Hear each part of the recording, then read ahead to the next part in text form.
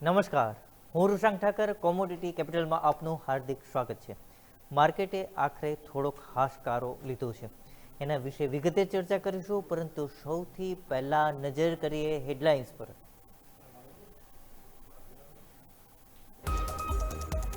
યુદ્ધ સમાપ્ત થવાના અણસાર મળ્યા. અમેરિકાએ ઈરાનને 15 મુદ્દાનો પ્રસ્તાવ મોકલ્યો. પ્રસ્તાવમાં 1 મહિનાના યુદ્ધ વિરામની વાત સામેલ, ઈરાનના પરમાણુ પ્રોગ્રામને વિખેરી નાખવાની અને હોર્મુઝને ફરીથી ખોલવાની શરત સામેલ.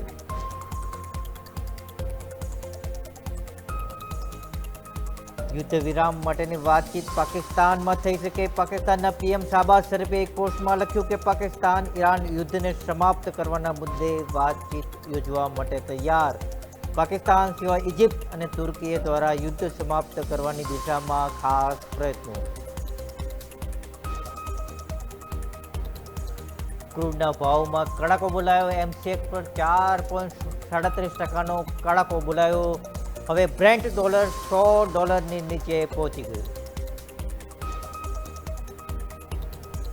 સોના ચાંદીમાં જોરદાર તેજી જોવા મળી. એમસીએક્સ પર 3.91% ઉછાળો ગોલ્ડમાં, જ્યારે સિલ્વરમાં 5.74% ઉછાળો જોવા મળ્યો. કોમેક્સ સિલ્વરની વાત કરીએ તો અત્યારે ગોલ્ડ 4,571, જ્યારે સિલ્વર 73.67 પર પહોંચ્યું.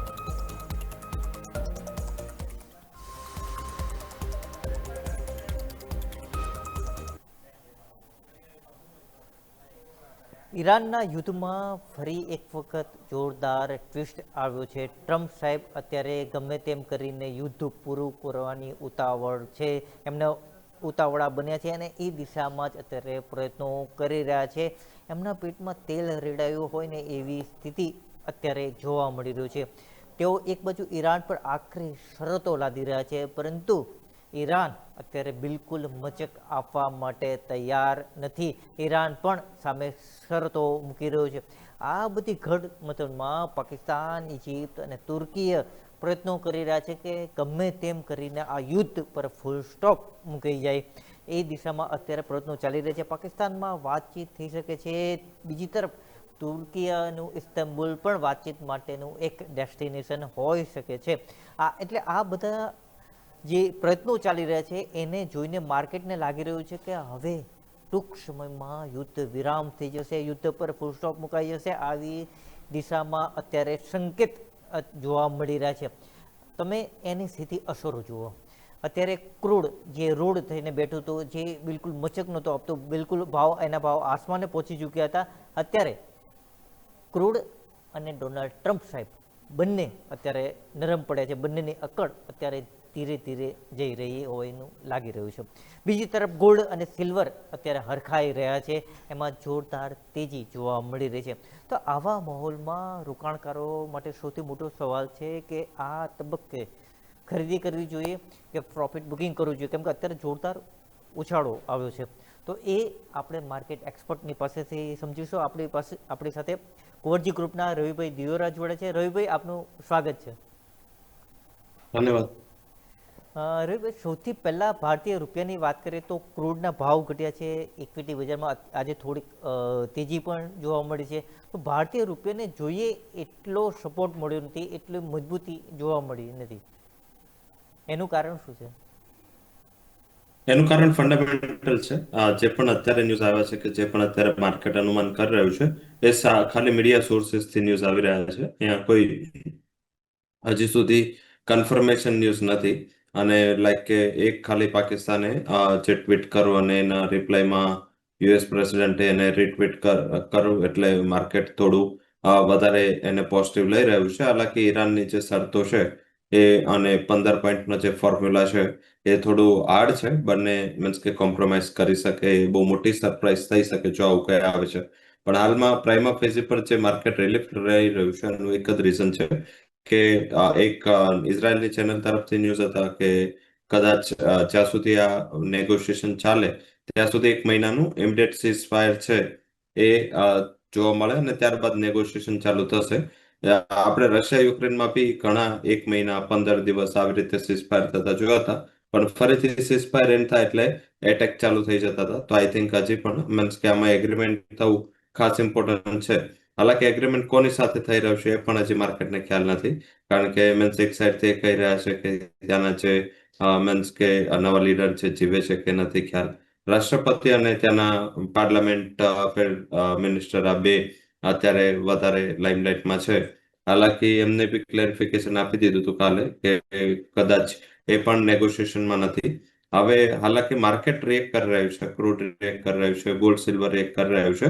એનું એક જ રીઝન છે, કારણ કે યુએસના જે તેવર હતા એ નરમ પડ્યા છે. એટલે માર્કેટને એવું છે કે એટલીસ્ટ ઇઝરાયલ ઈરાન વચ્ચે આ વોર ચાલે, બટ યુએસ આમાંથી એક્ઝિટ થવા માટે બહુ ઉતાવળું છે. અને એના જ હિસાબે મીન્સ કે તમે શું માનો છો કે લાઈક કે યુએસ પાકિસ્તાનના કહેવાથી ટેબલ પર બેસે કોઈ મતલબ નથી. પર્ટિક્યુલર એ શું હશે કે બેઝિક એમને ખુદ ધારો કે એક્સપેક્ટેશન નહોતી કે આટલું લાંબુ વોર ચાલશે, આટલી કોન્સિક્વન્સીસ એમને પણ થશે. આખું ગલ્ફ યુએસના હિસાબે વોરમાં આવી ગયું. ઇઝરાયલની હાલત પણ થોડી ખરાબ કરી, તો એને એક્સપેક્ટેશનથી બિયોન્ડ રિસ્પોન્સ આવ્યો.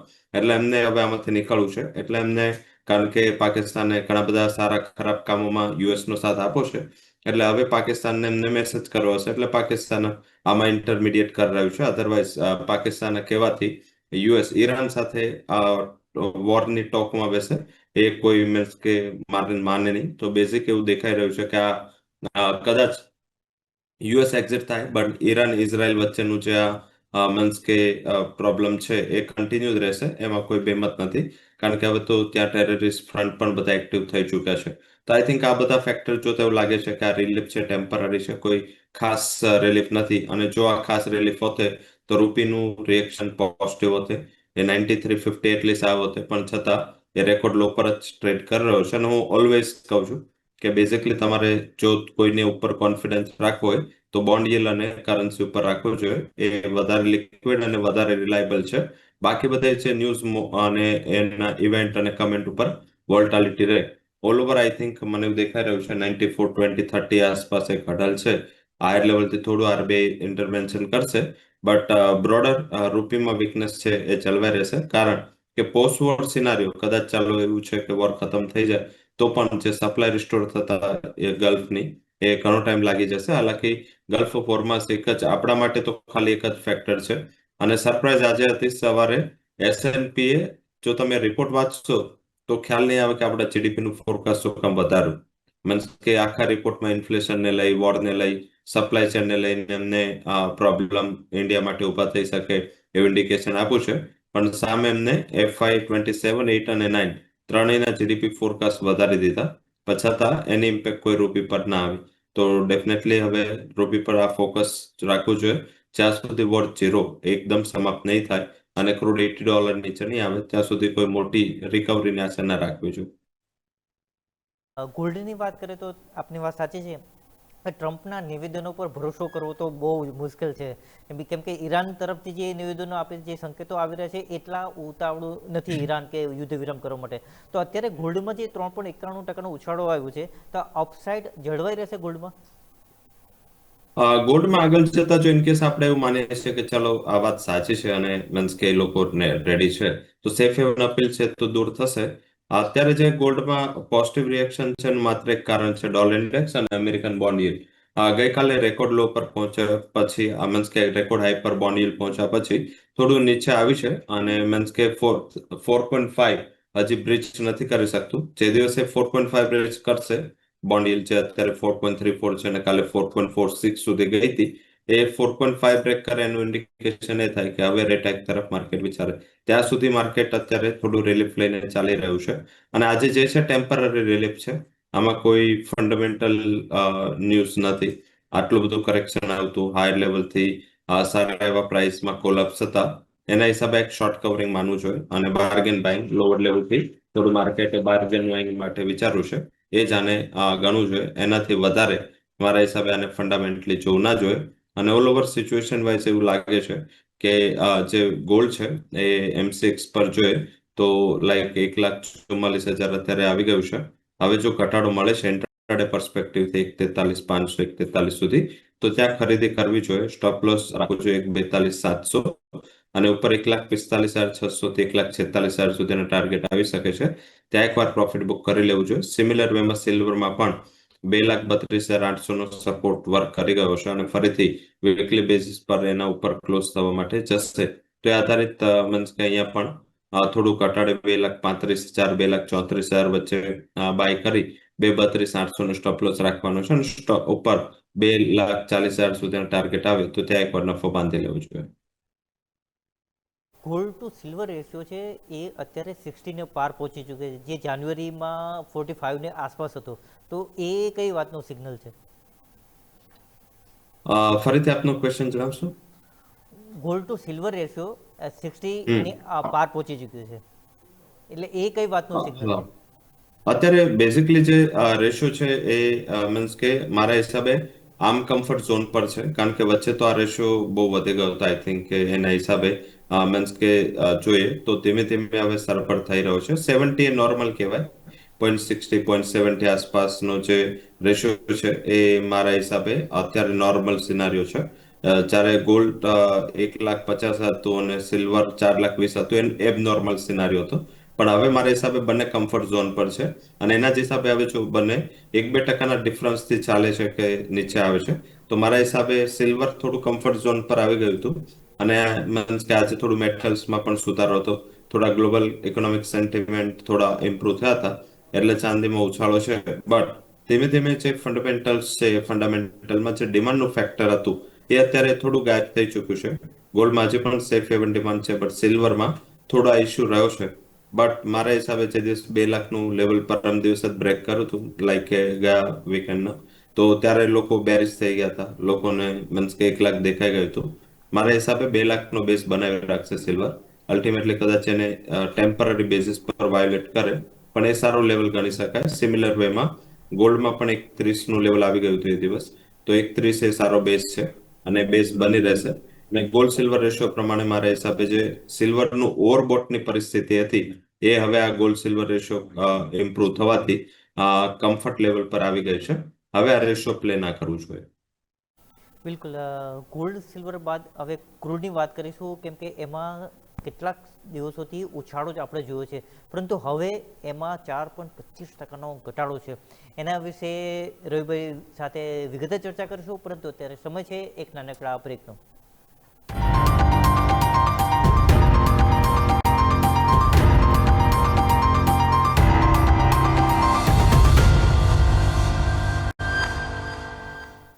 બ્રેક બાદ આપનું સ્વાગત છે. અત્યારે ક્રૂડ ઓઇલ અને નેચરલ ગેસ બંનેની કિંમતોમાં જોરદાર ઘટાડો થયો છે. ક્રૂડમાં 4.22%, જ્યારે નેચરલ ગેસમાં 2.68%નો ભારે ઘટાડો અત્યારે જોવા મળી રહ્યો છે. કે આ બંનેમાં અત્યારે જ્યારે યુદ્ધ શરૂ થયું ત્યારથી સતત એમાં આપણે ઉછાળો જોવા મળ્યો છે. જ્યારે ટ્રમ્પ નિવેદનો દ્વારા એવી કોશિશ પણ કરતા રહ્યા છે કે એમાં ઘટાડો થાય. રવિભાઈ, અત્યારે જે ઘટાડો જોવા મળ્યો છે, હવે માની લઈએ કે યુદ્ધ વિરામ થશે ને ટ્રમ્પ, તો આ કિંમતો ક્યાં જઈને અટકશે? મારા હિસાબે આના કોઈ ચાન્સીસ પહેલા તો અત્યારે પ્રાઇમા ફેઝ પર નથી લાગ રહ્યા. હા, યુદ્ધ વિરામ થઈ જશે તો મારા હિસાબે જે કરેક્શન આવશે સ્ટીપ હશે, શાર્પ હશે અને બહુ એક્સ્ટ્રીમ હશે. ત્યારે આ વોર સમાપ્ત થાય મારા હિસાબે બ્રેન્ટ ઇઝીલી 80 નીચે જઈ શકે. પણ હાલમાં અત્યારે ઉમ્મીદ પર મીન્સ કે ઓલરેડી જોઈએ તો હાઈ લેવલથી $25 આસપાસ કરેક્ટ થઈ ચૂક્યું છે. 119-20 વચ્ચે જઈ અત્યારે $95 આવી ગયું છે. તો મારા હિસાબે $25નું કરેક્શન એ આમ ઇન્ડિયા માટે તો ઘણી રિલીફ છે, ગ્લોબલ પણ રિલીફ ગણી શકાય. અને આઈ થિંક અત્યારે મીન્સ કે જો એ 80 આસપાસ આવી જાય તો પણ આપણા માટે ઘણું મોટું રિલીફ ગણાય. હાલમાં મને એવું દેખાઈ રહ્યું છે કે આ ન્યૂઝના હિસાબે જે પણ છે ઇન્ટ્રાડે પર્સપેક્ટિવથી જ મારા હિસાબે ટ્રેડ કરો. મને નથી લાગી રહ્યું કે એક તો વોર સમાપ્ત થાય અને વોર પછી મીન્સ કે અહીંયા કોઈ મોટું અત્યારે કરેક્શન આવે, કારણ કે ક્રૂડ અને નેચરલ ગેસ આ બંનેનું એક નેચર છે કે બંનેની જ્યારે સપ્લાય ડિસ્ટર્બ થાય તો એને રિસ્ટોર થતા ઘણો ટાઈમ લાગી જાય. મીન્સ કે એવું નથી 1-2 મહિનામાં બધું મીન્સ કે રિસ્ટોર થઈ જાય. આજે વોર ખતમ થાય તો પણ એટલીસ્ટ 1 વર્ષથી 2 વર્ષ વચ્ચે નેચરલ ગેસ અને ક્રૂડના જે સપ્લાય છે એ રિસ્ટોર થતા ટાઈમ લાગશે. એટલે અત્યારે તો ડેફિનેટલી આજે તો ડે ઓફ કરેક્શન છે. નેચરલ ગેસને પ્રાયોરિટી આપો. અહીંયા 271 272 આસપાસ વેચીને વેપાર કરી શકાય. 275નો સ્ટોપ લોસ, 260નો ટાર્ગેટ. એનું રીઝન એ છે કે નેચરલ ગેસમાં આઈ થિંક કે જે સિઝનાલિટી ઓફ હોવાના હિસાબે અહીંયા થોડું કરેક્શન જલ્દી આવશે અને ક્રૂડમાં 8400 આસપાસ પ્રાઇસ ચાલી રહ્યા છે. મારા હિસાબે ઉછાળ વેચવાની રણનીતિ રાખો, સ્ટોપ લોસ નાનો રાખો 8500 અને ડાઉન સાઇડ 8280 સુધી ટાર્ગેટ આવે તો ત્યાં એકવાર નફો બાંધી લેવું જોઈએ. બિલકુલ, આપણે સપ્લાય સાઇડની વાત કરીએ તો રિલાયન્સ હવે 5 મિલિયન બેરલ ઓઇલ ઈરાનનું ખરીદશે. તો એ દિશામાં જો વધારે ઈરાનનું ઓઇલ આપણે આવશે તો ક્રૂડ ઓઇલનું જે કંઈ શોર્ટેજ કે સંકટ જે છે એમાં ક્યાંક રાહત મળશે? બેઝિકલી અત્યારે માર્કેટ હોપમાં ચાલી રહ્યું છે, બટ ઈરાનનું ઓઇલ ઇન્ડિયામાં અત્યારે તો કદાચ ટેમ્પરરી બેઝ પર રિલાયન્સે, કારણ કે રિલાયન્સે યુએસમાં મોટું ઇન્વેસ્ટમેન્ટ કરવાનો કરાર કર્યો છે, એટલે કદાચ રશિયાને મીન્સ કે ઓઇલનું પણ અપ્રુવલ મળી છે રિલાયન્સને, વેનેઝુએલાના ઓઇલની પણ અપ્રુવલ મળી છે અને ઈરાનના ઓઇલની પણ અપ્રુવલ મળી છે. એ મારા હિસાબે એઝ અ રિલાયન્સ ઇન્ડસ્ટ્રી માટે ઘણું પોઝિટિવ ગણાય, એઝ અ જો તમે ઇક્વિટી અને સ્ટોક ગણો તો. પણ મારા હિસાબે ડેફિનેટલી સપ્લાય પણ ઇમ્પ્રુવ થાય અને ડોમેસ્ટિક જે મીન્સ કે ઘણા ટાઈમથી આ સેક્ટર સૂતું હતું, મીન્સ કે આપણે જોઈએ ના તો કોઈ કેપેક્સ થઈ રહ્યું હતું આ સેક્ટરમાં, ના તો મીન્સ કે ગવર્મેન્ટ પોતાના રૂલ્સ રેગ્યુલેશન બદલી રહ્યા હતા. Anti call anti oil policy આપણે ઘણી બનાવી અને ક્લીન ઉપર આપણે જવાના ઘણા બધા મથામણ કરી. હાલાકી ગવર્મેન્ટને પણ ખ્યાલ છે ને આ યુએસમાં પણ છે કે 100% ક્લીન પર જવું બહુ હાર્ડ છે અને મીન્સ કે હવે ગવર્મેન્ટ સજાગ થઈ છે. ગઈકાલે પણ એને એસેન્શિયલ કોમોડિટીઝ એક્ટમાં નાખ્યું અને જેમ કોવિડ પછી ફાર્મા સેક્ટરની અને હેલ્થકેર સેક્ટરની ઉછાળો અને એની ઇમ્પોર્ટન્સ આપણને સમજાય, એ જ રીતે આ ઇસ્યુ પછી આ સેક્ટરનું મહત્વ સમજાઈ ચૂક્યું છે. હેવી કેપેક્સ થશે, ગવર્મેન્ટ એનર્જી સેક્ટરમાં સારું કેપેક્સ કરશે અને મારા હિસાબે ડોમેસ્ટિક સપ્લાયને સુધારવા માટે અહીંયાની જે પોલિસીસ, રિસ્ટ્રિક્શન્સ અને રેગ્યુલેશન્સ છે એને ઇમ્પ્રુવમેન્ટ કરવા માટે પણ જો ગવર્મેન્ટ વિચારે તો પણ મારા હિસાબે આપણી સપ્લાય છે એ થોડી લોંગ ટર્મ ડિસિઝન લેવું પડે, કારણ કે આપણે 22 દિવસની સપ્લાય પર વર્લ્ડની ફાસ્ટેસ્ટ ગ્રોઈંગ ઇકોનોમી જો ચાલતી હોય તો મારા હિસાબે વર્લ્ડ માટે પણ એક ડેન્જર છે કે 22 દિવસમાં સપ્લાય ઇસ્યુ ખરાબ થઈ જાય. ફિલિપિન્સ ગઈકાલે જો એમને ખુદ પોતાની એરલાઇન્સ ક્લોઝ કરવી પડી, નેશનલ ઇમરજન્સી ડિક્લેર કરવું પડ્યું. એવી જ રીતે જો આ હજી 15-20 દિવસ ઇસ્યુ ચાલે તો ઘણી બધી કન્ટ્રી આ લિસ્ટમાં જોડાશે, કારણ કે કતારે ગઈકાલે 4 મોટી કન્ટ્રીને પોતાનું ગેસ સપ્લાય બંધ કરી, કાલે ઈરાને પણ ટર્કી પર સપ્લાય બંધ કરી. તો મારા હિસાબે આ ડિસ્ટર્બન્સ કદાચ ટેમ્પરરી રિલીફ છે, પણ મારા હિસાબે આના માટે લોંગ ટર્મ સોલ્યુશન વિચારવું પડે. પણ અત્યારે વોર સમઅપ થાય તો ડેફિનેટલી સપ્લાય રિસ્ટોર થાય, હાલમાં સપ્લાય ગેપ રહેશે. બિલકુલ, બેઝ મેટલ્સની વાત કરીએ તો જ્યારથી યુદ્ધ શરૂ થયું ત્યારથી એલ્યુમિનિયમની કિંમતો વધી, કેમ કે 9% સપ્લાય છે હોર્મુઝ સ્ટ્રીટમાંથી થાય છે, તો એના લીધે કિંમતો વધી ગઈ. પરંતુ હવે જ્યારે યુદ્ધ પૂરું થવાના અણસાર મળી રહ્યા છે, સંકેતો મળી રહ્યા છે, એવા સમયે આપણે ત્યાં એલ્યુમિનિયમમાં વધારો થયો છે, જ્યારે એલએમઈ પર ઘટાડો થયો છે. તો આ વિરોધાભાસનું કારણ શું છે? ક્લોઝિંગ પછીનું આ એક એડજસ્ટમેન્ટ હોઈ શકે, બાકી આમાં વધારે કંઈ ખાસ રીઝન નથી. બટ યસ, આઈ થિંક જે કોપર છે થોડું શોર્ટ કવરિંગ મોડ બતાવી શકે છે. 1130 આસપાસ અહીંયા ખરીદી કરવાની સલાહ છે. સ્ટોપ લોસ વુડ બી 1121 અને ઉપરની બાજુ 1152 સુધીનું ટાર્ગેટ અહીંયા આવી શકે છે. અને જો થોડું મીન્સ કે બાયિંગ કરવું હોય તો મારા હિસાબે આ લેવલથી તમને એલ્યુમિનિયમ બી એક રિટર્ન આપી શકે છે. આટલા બધા નેગેટિવ ન્યૂઝ છતાં 328નું લેવલ એને પ્રોટેક્ટ કરું તો 333 થી 332 આ ખરીદારીનું લેવલ છે. 330 would be stop loss and target would be around 338. તો ઝિંક અને મીન્સ કે એલ્યુમિનિયમ અને કોપર આ બે કોમોડિટીઝમાં ખરીદારી કરવી જોઈએ. જ્યારે તમે ઝિંક અને લીડ અને નિકલ આ ત્રણને અવોઇડ કરો, અહીંયા કોર ફંડામેન્ટલ નેગેટિવ છે, તો હાયર લેવલથી અહીંયા કરેક્શન ચાલુ થઈ શકે. બટ જ્યાં રિકવરીનો જો પાર્ટ લેવો હોય તો કોપર અને એલ્યુમિનિયમ બેટર કોમોડિટી છે. બિલકુલ, રવિભાઈ, આપનો ખૂબ ખૂબ આભાર. આપે ખૂબ મહત્વની જાણકારી આપી અને આપના તરફથી સ્ટાન્ડર્ડ ડિસ્ક્લેમર. જે પણ કોમોડિટીઝ વિશે ચર્ચા કરી છે, માર્કેટ વિશે અને મીન્સ આપણે રિલાયન્સ વિશે પણ વચ્ચે ચર્ચા કરી હતી, તો મીન્સ કે ધ્યાન રાખવું જોઈએ કે મીન્સ કે મારું કોઈ પર્સનલ પોર્ટફોલિયોનું કોઈ પાર્ટ નથી, બટ કંપનીના ક્લાયન્ટ એઝ વેલ એઝ કંપનીના ફંડમાં આ પોઝિશન્સ થ્રુ સ્પોટ ઓર ડેરિવેટિવ માર્કેટ હોઈ શકે છે. કોઈ પણ પોઝિશન લેતા પહેલા તારા ફાઇનાન્શિયલ એડવાઇઝર સાથે રિસ્ક માટે કન્સલ્ટેશન કરવું જરૂરી છે. અને શોમાં બોલવા બદલ ખૂબ ખૂબ આભાર. વધુ એક વખત આપનો આભાર.